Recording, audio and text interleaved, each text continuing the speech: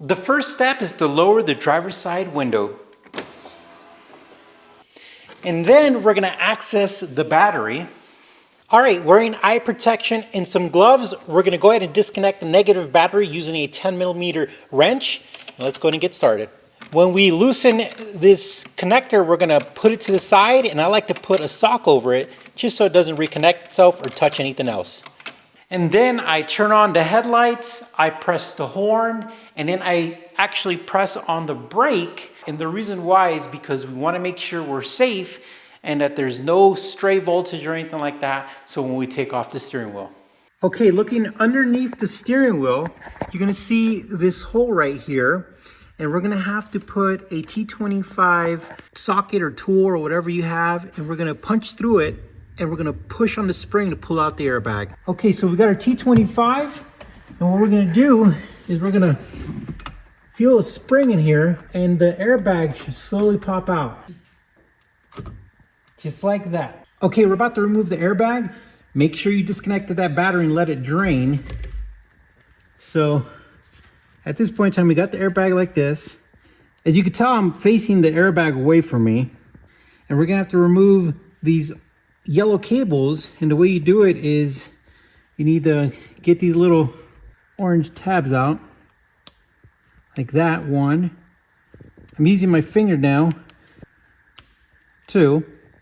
Now using a small trim tool, as you can see, I'm using a plastic tool too. I'm gonna gently pry them out.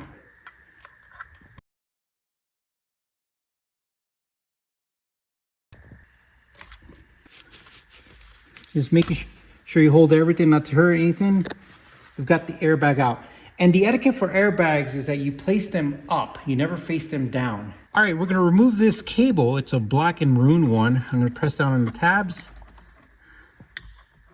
Just pull out.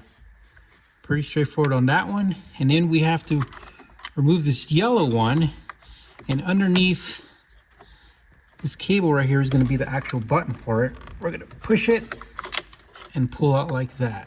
Now we are going to torque down our steering wheel when we put it on, but I'm also going to make this line at the 12 o'clock just because I want to have that.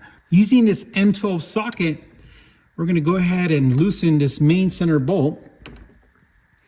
And the right way to do it is you want to turn it, but you don't want to turn it and loosen it on its stop because it'll break it. You know, there's like a usual stop. So what I'm going to have, because I have help, I'm going to have someone hold this while I turn it. That's kind of like the best way to do it. So my wife held it like this while I loosened it and worked out pretty well. Now we're going to switch to a ratchet because we're going to loosen this bolt.